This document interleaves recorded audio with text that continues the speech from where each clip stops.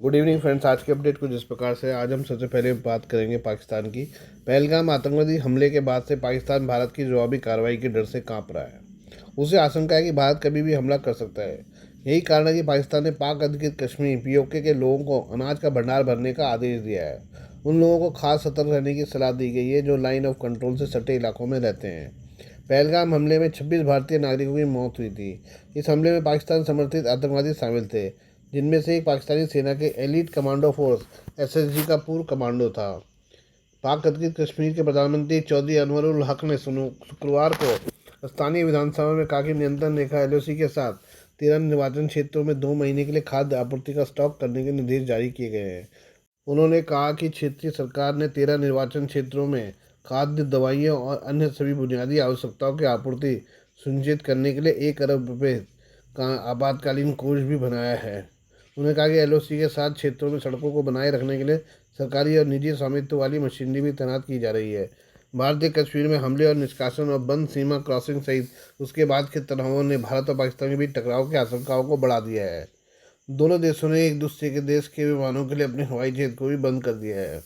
इसके अलावा भारत ने सिंधु जल संधि को भी निलंबित करने का ऐलान किया है, जिसे पाकिस्तान ने युद्ध का ऐलान बताया है। प्रधानमंत्री नरेंद्र मोदी ने मंगलवार को सेना को हमले का जवाब देने के लिए पूर्ण परिचालन स्वतंत्रता दी।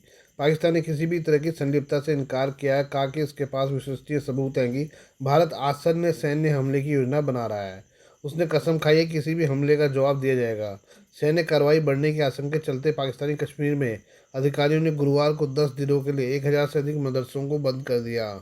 ये बात करें अमेरिका की। अमेरिका ने भारत को हॉकाई 360 की बिक्री की मंजूरी दे दी है।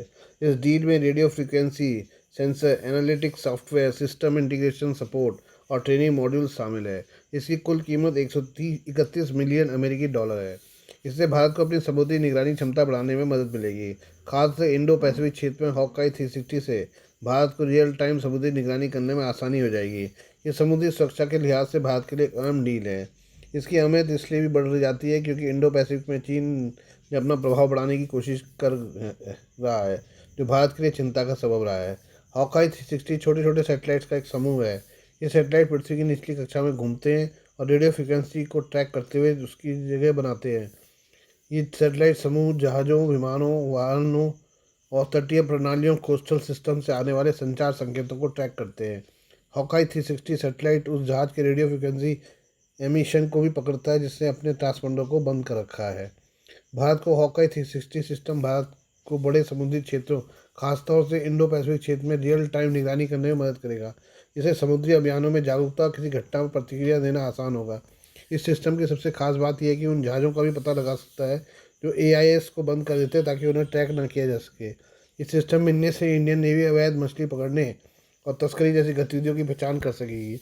इससे नेवी को तेजी से फैसले लेने और समुद्री क्षेत्र पर नियंत्रण रखने में मदद मिलेगी।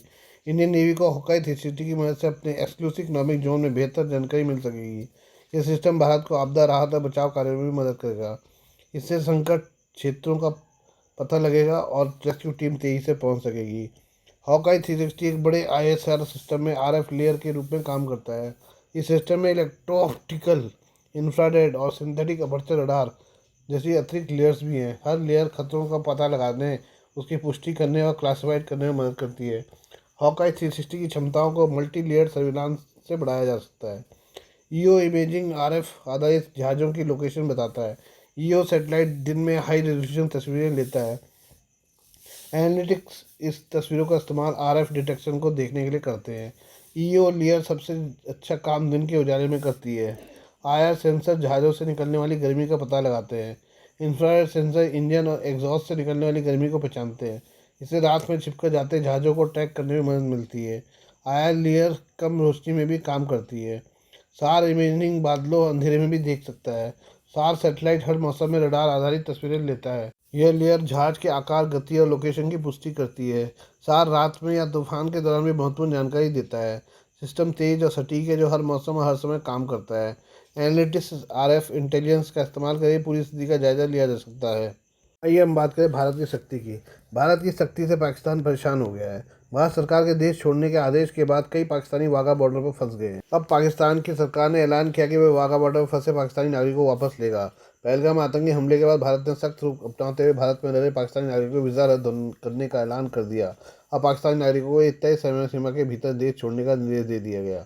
पाकिस्तानियों के भारत छोड़ने की समय सीमा 30 अप्रैल को समाप्त हो गई, जिसके बाद गुरुवार को अटारी वाघा बॉर्डर बंद रही। हालांकि कम से कम 70 पाकिस्तानी नागरिक गुरुवार को भी अटारी वाघा बॉर्डर पर फंसे हुए हैं।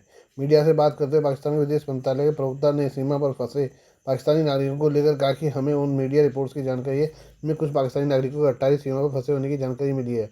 हम अपने नागरिकों को वापस लेने के लिए तैयार हैं। भारतीय अधिकारियों ने सीमा पार करने की इजाज़त दें।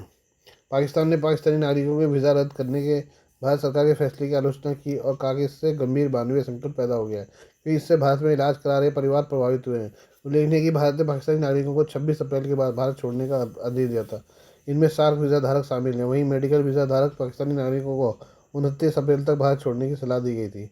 भारत की देखा देखी पाकिस्तान ने भी वाघा बॉर्डर को बंद कर दिया। भारतीयों को सार्क वीज़ा योजना के तहत मिले वीज़ा को रद्द कर दिया।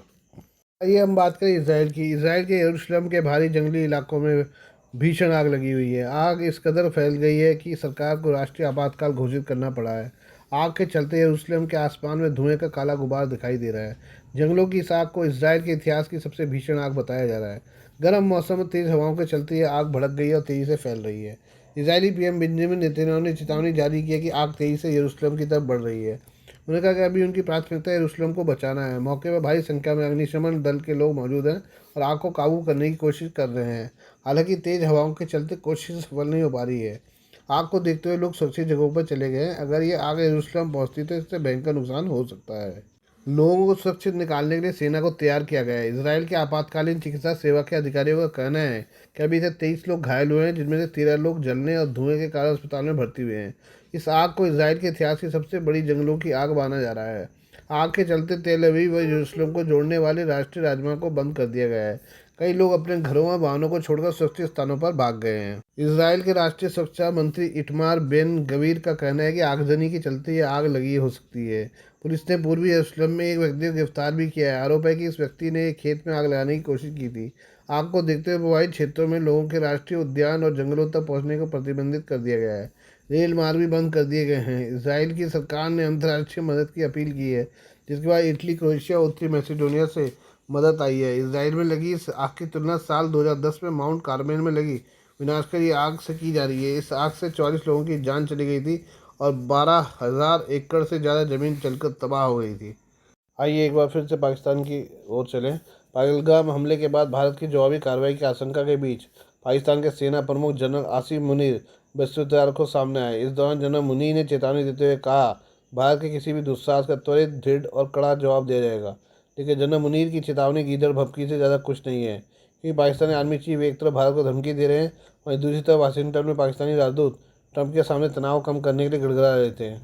न्यूज़वीक की रिपोर्ट के अनुसार अमेरिका में पाकिस्तान के राजदूत रिजवान सईद शेख ने राष्ट्रपति डोनाल्ड ट्रंप से भारत के साथ तनाव कम करने की गुहार लगाई है।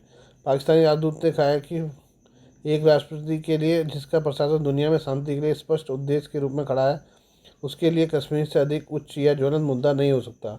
पाकिस्तानी राजदूत ने आगे कहा कि हम एक या दो पड़ोसी देशों की बात नहीं कर रहे हैं, ये दो परमाणु क्षमता से संपन्न देशों के बारे में ये बहुत गंभीर बात है। न्यूज़वीक की रिपोर्ट में कहा गया कि शेख ने तर्क दिया कि ट्रंप प्रशासन को पाकिस्तान और भारत के बीच तनाव को कम करने के लिए पिछले अमेरिकी प्रयासों की तुलना में अधिक व्यापक और निरंतर पहल करने की आवश्यकता होगी। राजदूत ने कहा कि मुझे लगता है कि जिस खतरे का हम सामना कर रहे हैं, उसे देखते हुए स्थिति को संबोधित करने का गुप्त अवसर है। इस दौरान पाकिस्तानी राजदूत ने कश्मीर पर भी पुराना राग अलापा और विवाद के अधिक टिकाऊ और स्थायी समाधान का आह्वान किया। शेख ने इस बात पर जोर दिया कि कश्मीर मुद्दा भारत और पाकिस्तान के बीच सभी परेशानियों का मूल कारण है।